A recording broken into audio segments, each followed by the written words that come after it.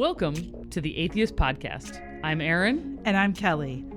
Atheist is where we will explore American cultural trends through the lenses of a devout theist And a devout atheist.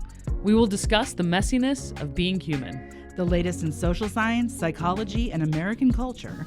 And what any of it has to do with Homo sapiens' longtime preoccupation with religion.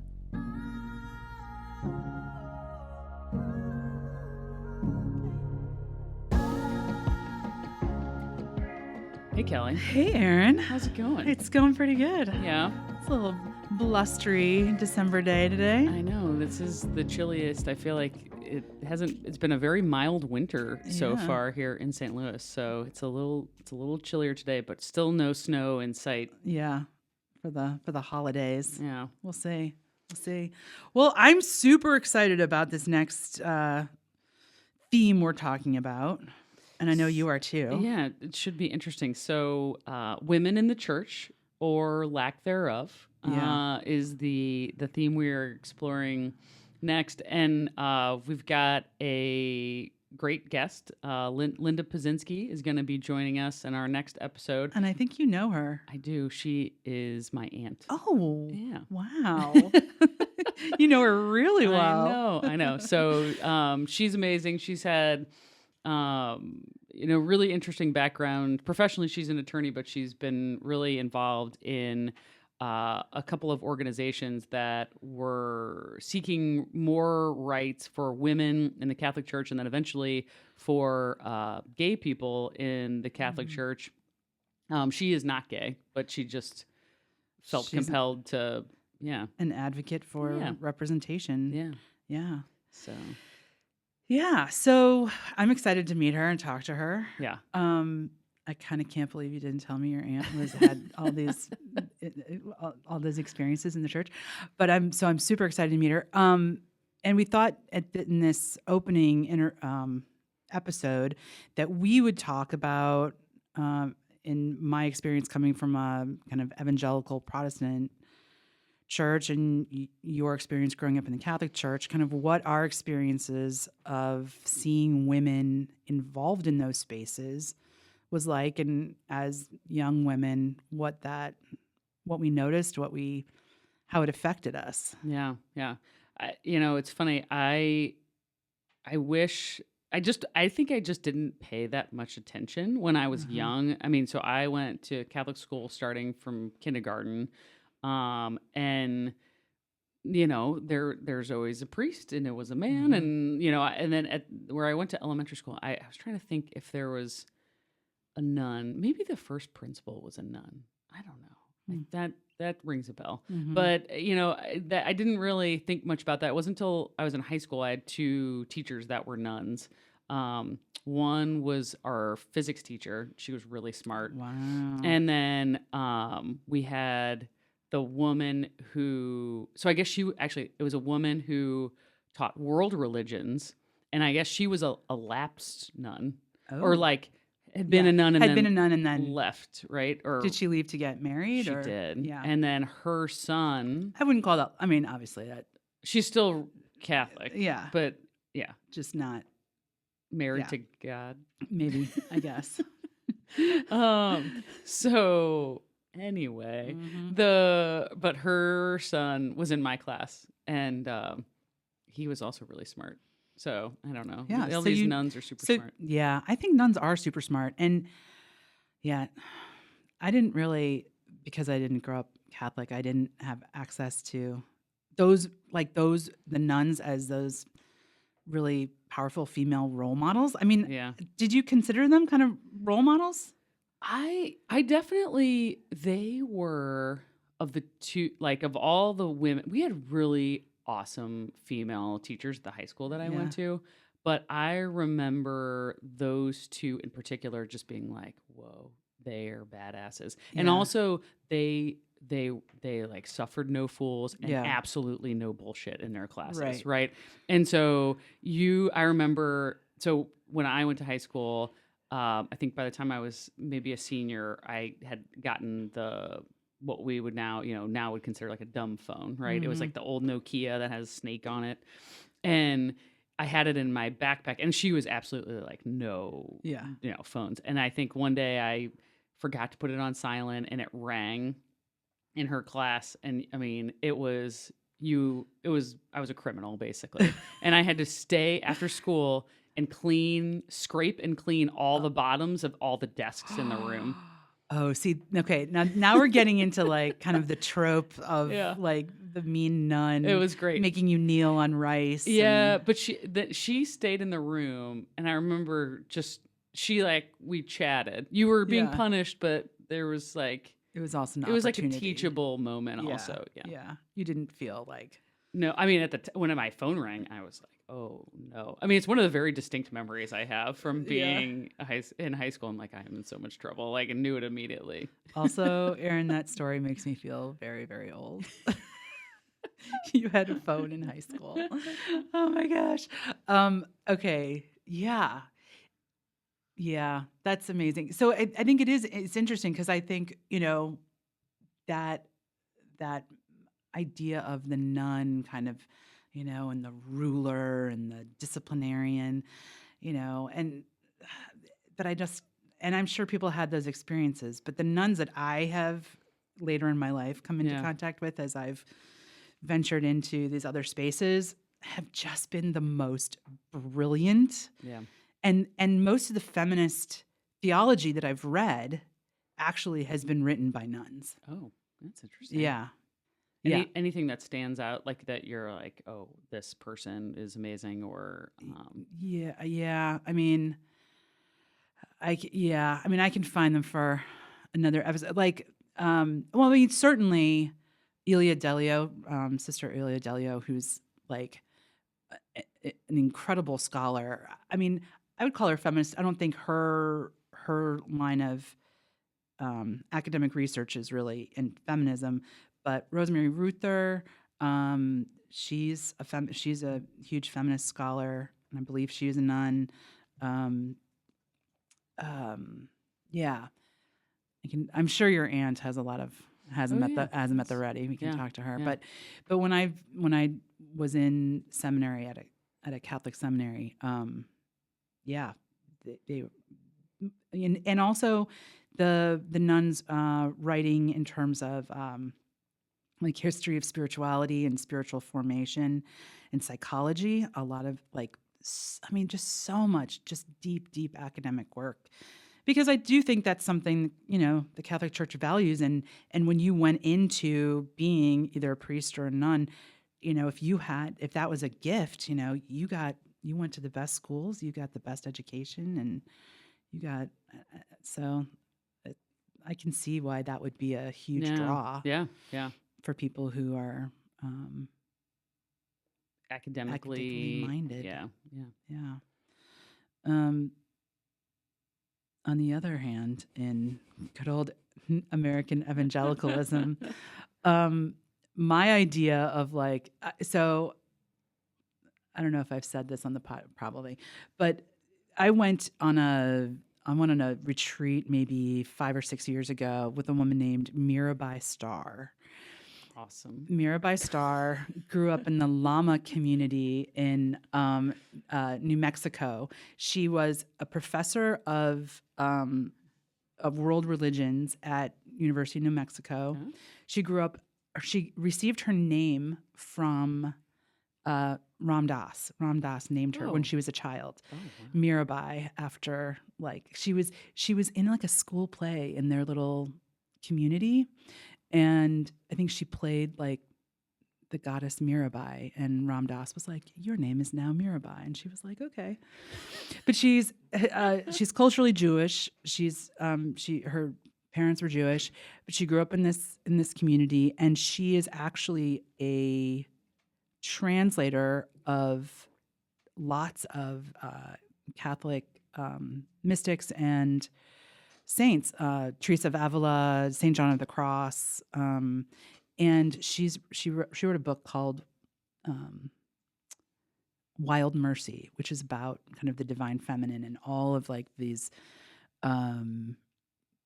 saints, mystics, goddesses, characters, people from all different religions, and how the divine, where we see the feminine. So anyway, so I went on this retreat with her, and it was just kind of mind-blowing to me because I had grown up in such a hugely patriarchal religious context. And so I said to her afterwards, I was like, my idea of the divine feminine was like Dana Carvey's church lady on SNL. I definitely was. It was because in my church, the women made the coffee. Yeah. Got everything ready for donut hour, the fellowship hour afterwards. Yeah. They taught the children Sunday school. Yeah. And if they were a real leader in the church, they got to maybe teach like the women's group, lead the women's group, or teach a Sunday school for women. Yeah. But there was women, and they would sing maybe, but I never saw a woman even lead a choir. I never saw a woman give a sermon. Never, there were elders, and the men would pass the collection plate. Wow. I mean, the women were, my mom chose the color of the pews when we redid it's like that kind of stuff. Yeah. There was nothing that women did. Now, at the same time, so I had no conception of, and was literally taught women are not allowed to teach men. Women are not allowed to stand up and, Wow. teach in church. And then my grandmother, and I've said my grandfather was a Baptist minister. My grandmother was president of her seminary class, and she wanted to be a missionary to China. And so she had this real zeal to go. Yeah. And I think honestly, like, she wanted to go to China and be a missionary because that was probably one of the only things that women could do, to like leave and go and teach. And she said she never wanted to marry a pastor, and then she did. She married my grandfather. So she became a pastor's wife. And so she did those things. She taught like Sunday school with like felt boards, and I was always like, here's this woman who had these dreams of, really having her own ministry. And she did all those things, and she was a dutiful pastor's wife. But it always kind of broke my heart that she never, even if she was in the Catholic Church, I'm sure she would have been a nun, and she would have been would have done so many things, in that role. So that's kind of. Yeah, that's interesting. I mean, I never really thought about, it does put into perspective. I mean, not that the Catholic Church is like super progressive, but comparatively, and since I was in high school to now has gotten even better. Yeah. But yeah, I mean, because there were definitely women in lots of roles where they were teaching. Yeah. And even these women, these women like the nuns that I read their textbooks, or that were huge leaders at Aquinas, where I went to seminary. These women were, major leaders. Now, when I went to Wheaton, which is evangelical university, there were certainly women in the Bible department when I was there, but I know that, and I'm pretty sure this is the case, when I left, we had a new president who was a lot more conservative. And I know that I think he tried to get rid of all the women in the Bible department. The Bible department. Yeah, so that they couldn't even teach in that department. I know. Oh my gosh. And I know a lot of teachers left because of that. So I don't know what actually ended up falling out from that. But I know that was, Wow, that's interesting. yeah. I know there are now women in that department, but The Department of Bible. Yeah. Well. Yep. Biblical studies. So, I figured we could ask or talk to my aunt about this as well. But so she was also on a few different like PBS specials and like Crossfire during kind of her tenure, that period where she was really doing a lot of advocacy work. But one of the episodes that she was on for PBS was about like kind of reclaiming Mary Magdalene. Yeah. And I know that you have an interest in that. So maybe we could talk about it a little bit now, and then we can talk to her about it too. Yeah. Yeah. So it's really interesting. So Mary Magdalene, if you were to ask anybody on the street who has, knowledge of, history of Christianity, and you ask them who Mary Magdalene is, they'll probably say she was a prostitute. Right. And that there is nothing in the Bible that says that she was a prostitute. It says that she had 7 demons at one point, or I'm not even sure if that scripture was specifically referenced, because so many women in scripture, like, first of all, there's like 1,000 Marys, right? Yeah. And they're all conflated, and which Mary is which Mary. And yeah, because everyone's name was Mary, and then everyone's name was Mary for like up until like the last 100 years. Right. Exactly. So yeah. So and also, we also know that the Bible is metaphor. And did she literally have 7 demons because she was a prostitute? No. That might have been referencing, who knows? Illness. It could have been referencing anxiety. It could have been referencing a burden, a family burden that she had. Who knows?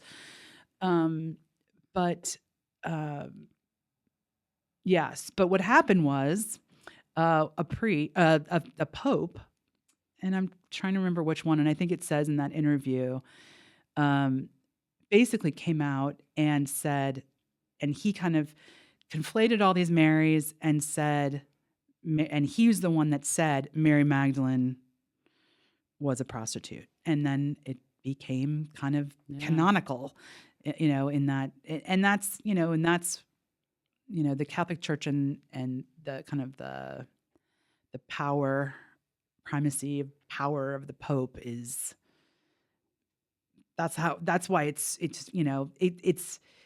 can be pretty dangerous, that kind of power, right? Because it's just one person, one man saying. Well, and the church, because of its history, thinks in centuries, right? Yes. And so like nobody even has any, like, this, but most people have no idea of which pope or when or anything like that would have, but I was watching back to the series that she was on, and they made this reference, and I forget the year, but that whatever the pope was, like in maybe the 70s or 80s. I don't know have the dates right. I'll check that.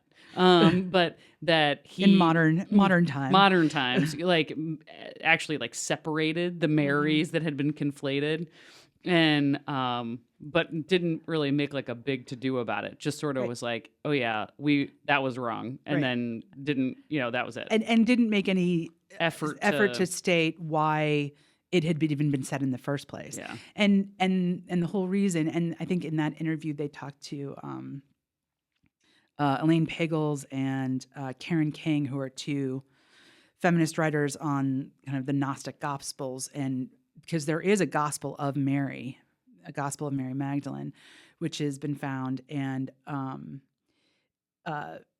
in that they say, the reason that this Pope made these proclamations was to silence this really powerful woman in Jesus' ministry, so that it was pretty intentional.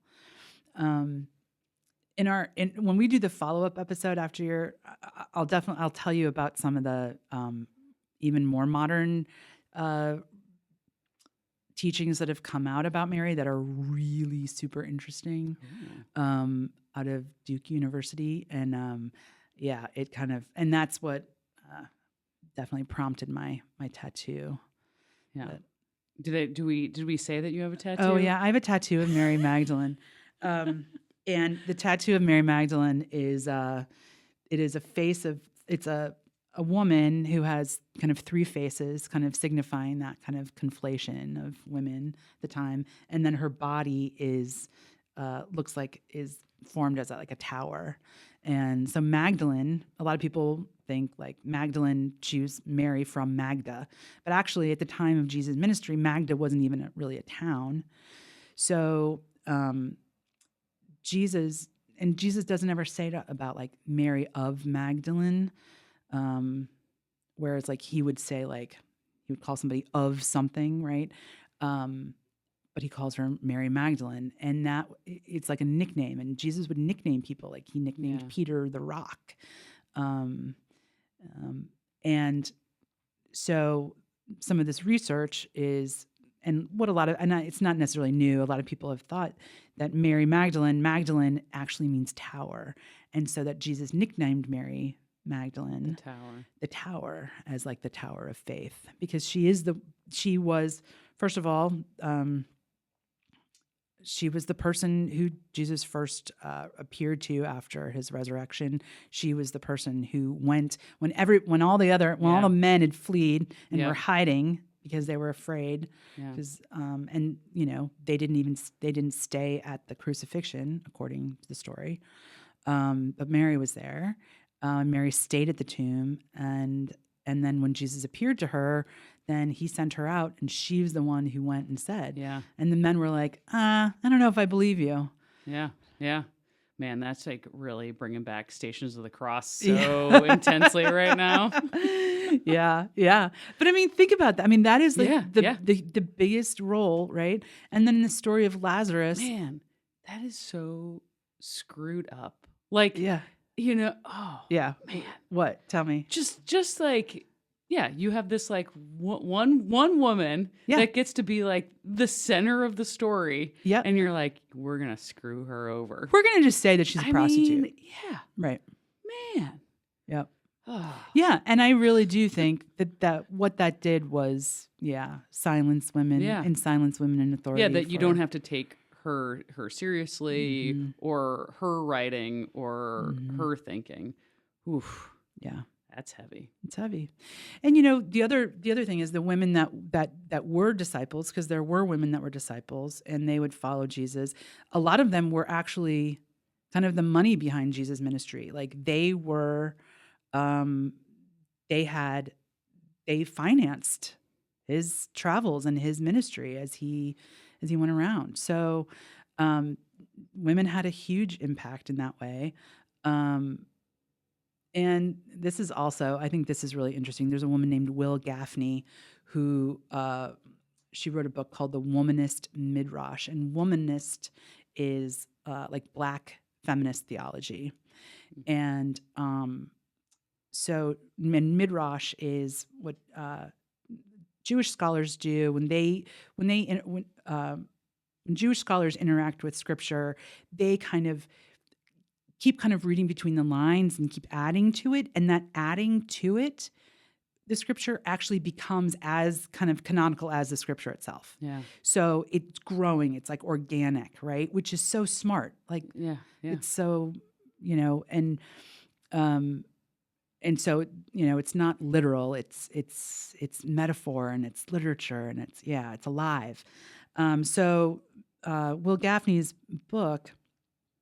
One of the things that she says is that at the time that Scripture was written, and these things were being documented, if a group of women were gathered, it was never documented. If one man was there, then it would be counted as a gathering men. If one man was in a group of women, it would be called a gathering of men. That's so wild. Because the women were not, Yeah. Yeah. So, in one sense, and I think they said this in that interview, in that NewsHour interview. I think Karen King says this, that it was this culture where, yes, women were totally subjugated and not valued, but at the same time, there were women who had power, right? Yeah. And there were women that stepped into their authority in ways that were incredibly meaningful, particularly in Jesus' ministry.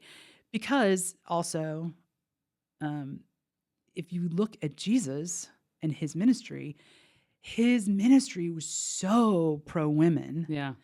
And he basically subverted all those rules that were subjugating women. So, for example, like when he meets with, the woman at the well, the Samaritan woman at the well, typically when in Hebrew scriptures, when people hear a well story, when two people meet at a well, a man and a woman, it's because they're about to meet and get married, and there's going to be a joining of families.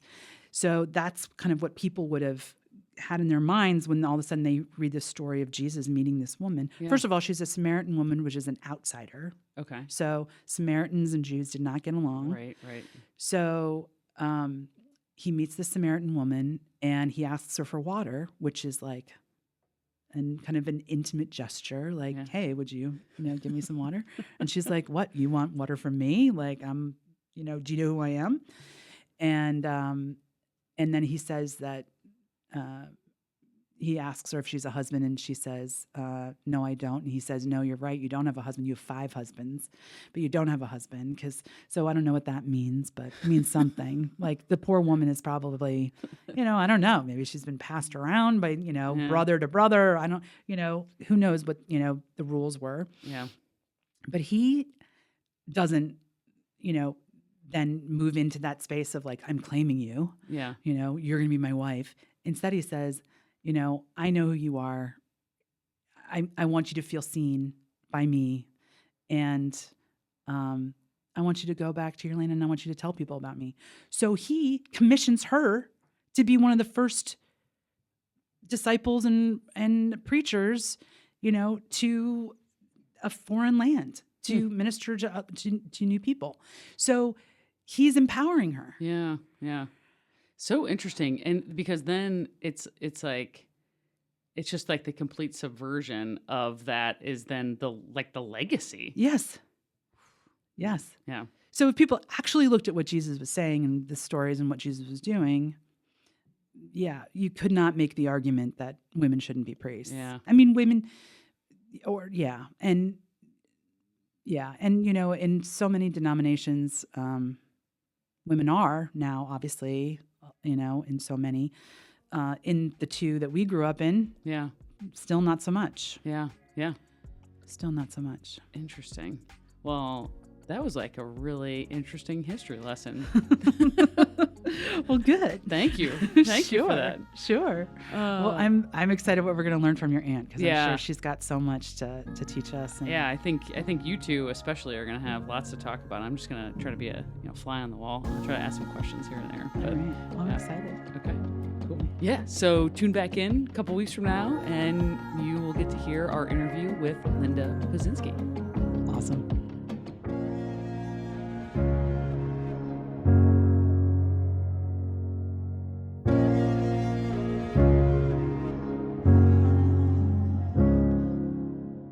We are always appreciative of our listeners. Thank you so much for listening. We do have a favor to ask, though. If you're liking Atheist, and clearly you are, please share it with a few friends. We're looking to grow a lot in 2024. More topics, more interviews, more episodes in general. But we need your help to make that happen.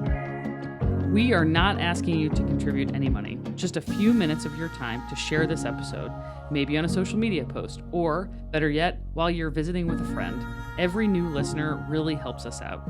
If you have any topic suggestions, questions, or thoughts on the show, feel free to write us at atheist@stlpodcast.com. Atheist is produced by Justin Seiwell and Trend Media STL. Be sure to follow us on Instagram at STL Podcasts.